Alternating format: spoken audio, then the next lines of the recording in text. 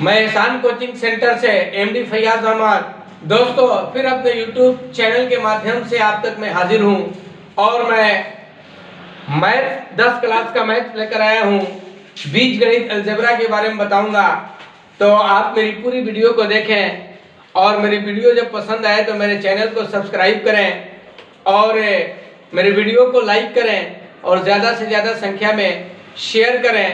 तो मैं चलता हूँ बीजगणित, जिसको अंग्रेजी में अलजेब्रा कहते हैं। ये मैथ्स का बहुत ही इम्पोर्टेंट एक भाग है, बहुत ही मुख्य भाग है, क्योंकि अलजेब्रा जो है गणित का बीज है।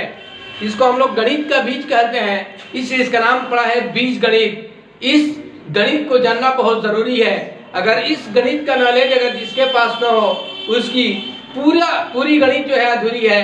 इसलिए मैं आप लोगों के सामने बीजगणित लेकर आया हूं और इसमें मैं पढ़ाऊंगा बहुपद के बारे में। बहुपद को अंग्रेजी में पोलिनोमियल कहते हैं। बहुपद का परिभाषा होता है कि बहुत से पदों का एक साथ मिलना बहुपद कहलाता है। बहुत से पदों का एक साथ मिलना बहुपद कहलाता है। जैसे 5x² प्लस 7x प्लस 9। यहाँ पर हम देख रहे हैं कि ये चर है और ये अचर है, तो चर और अचर का गुणनफल पद कहलाता है। ये भी चर है और ये अचर है और ये चर है, तो अचर और चर का गुणनफल पद कहलाता है और ये पद है। यानी कि एक रहेगा तो पद होगा और एक से ज्यादा होगा तो बहुपद होगा। तो इसमें हम देख रहे हैं कि 3 पद है, इसलिए इसका नाम है बहुपद। y² माइनस 10, इसमें 2 पद है, इसलिए इसको भी बहुपद कहेंगे। z⁻3 minus 5z² plus 10z plus 7, इसमें 4 पद है, इसलिए इसको भी बोलेंगे बहुपद। अब एक चीज हम लोग सीखेंगे कि बहुपद का घात, जिसको अंग्रेजी में कहते हैं डिग्री ऑफ ए पोलिनोमियल। तो बहुपद का घात किसे कहते हैं? तो किसी भी बहुपद का सबसे अधिकतम घात ही घात कहलाता है। जैसे 5x⁻3 minus 7x⁻2 plus 10x plus 5। यहाँ पर हम देख रहे हैं कि इसका घात 3 है, इसका घात 2 है और इसका घात 1 है, 1 छिपा हुआ है। इसका घात 0 है, अचर पे घात 0 होता है। तो 3 2 1 0 में सबसे बड़ा क्या हमको मिला? 3, इसलिए इसका घात हो गया 3। उसके बाद हम आगे बढ़ते हैं। तो घात के आधार पर बहुपद के प्रकार, पहला होता है रैखिक बहुपद, जिसको अंग्रेजी बोलते हैं लाइनर पोलिनोमियल। इसका परिभाषा होता है कि जिस बहुपद का सबसे बड़ा घात 1 हो उसे रैखिक बहुपद कहते हैं। जैसे 5x प्लस 8, तो 5x इस पर घात 1 है और प्लस इस पर घात क्या है? 0 है। तो 1 और 0 में कौन बड़ा है? 1, इसलिए इसका सबसे बड़ा घात है 1, इसलिए इसको बोलेंगे रैखिक बहुपद। दूसरा होता है द्विघाती बहुपद, जिसको अंग्रेजी में क्वाड्रेटिक पोलिनोमियल बोलते हैं। तो इसका परिभाषा इस तरह से देंगे कि जिस बहुपद का सबसे बड़ा घात 2 हो उसे द्विघाती बहुपद कहते हैं। जैसे 3x² प्लस 9x माइनस 10, तो क्या देख रहे हैं कि इसका घात 2 है, इस पर घात 1 है और इस पर घात 0 है। तो 2 1 0 में सबसे बड़ा घात क्या है? 2, इसलिए इसको बोलेंगे द्विघाती बहुपद। तीसरा होता है त्रिघाती बहुपद, जिसको अंग्रेजी में बोलते हैं क्यूबिक पोलिनोमियल।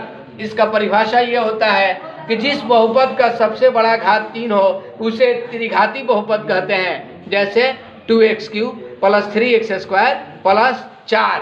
तो हम क्या देख रहे हैं? 2x³ प्लस 3x² प्लस 4, इस पर घात 3 है, इस पर घात 2 है और इस पर घात 0 है। तो 3 2 0 में सबसे बड़ा घात जो है 3 है, इसलिए इसको बोलेंगे त्रिघाती बहुपद। लेकिन देखो बच्चों, ये बहुत इंपॉर्टेंट चीज है। द्विघात बहुपद ax² plus bx plus c बराबर 0, इसमें हमको a b c का मान निकालना है या बताना है या समझना है। तो कभी भी याद रखना है कि द्विघात बहुपद है, क्योंकि ax² plus bx plus c, इसका सबसे बड़ा घात जो है 2 है, इसलिए इसको द्विघाती बहुपद कहेंगे। तो द्विघाती बहुपद में a b c पहचानने का नियम ये होता है कि जिस चर पे घात 2 हो उसके बगल वाला a का मान। तो x² के बगल में a है, इसलिए a का मान a। जिस चर पे घात 1 हो उसके बगल वाला b का मान। तो x पर घात 1 है, इसके बगल में b है, तो ये b का मान हो जाएगा। अचर पद c का मान, तो अचर पद c मान लिया गया है, तो c का मान c। इसी आधार पे मैंने एक उदाहरण दिया है कि द्विघात बहुपद 5x² प्लस 10x प्लस 6 बराबर 0। इसमें ए बी सी का मान निकालना है। तो पहले हम देखेंगे कि कौन सा बहुपद है। तो 5x² प्लस 10x प्लस 6 बराबर 0 ये द्विघात बहुपद है, क्योंकि इसका घात 2 है, इस पर घात 1 है और इस पर घात 0 है। इसका सबसे बड़ा घात 2 है, इससे द्विघात बहुपद है। तो सूत्र के अनुसार जिस चर पे घात 2 हो उसके बगल वाला a का मान, तो x पर घात 2 है, इसके बगल में 5 है, a का मान 5 हो जाएगा। जिस चर पे घात 1 हो उसके बगल वाला b का मान, तो x पर घात 1 है, छिपा है x, तो इसके बगल में 10 है, तो b का मान 10 हो जाएगा। और ये अचर पद है, इस पर घात 0 होता है, तो अचर पद डायरेक्ट ये c का मान हो जाता है, तो c का मान 6। इस तरह से प्यारे बच्चों मैं अनेकों प्रकार के वीडियो को बनाऊंगा। अभी मेरा क्लास जो है अलजेब्रा का चल रहा है। मैं प्रतिदिन अलजेब्रा का कुछ न कुछ सूत्र, परिभाषा या एक्सरसाइज क्वेश्चन को मैं हल करूंगा। आप मेरे यूट्यूब चैनल के माध्यम से आप पढ़ें, समझें, और तब तक के मैं फिर अगले वीडियो में मिलता हूं एक नया सूत्र लेकर। तब तक के मेरा इंतजार करें।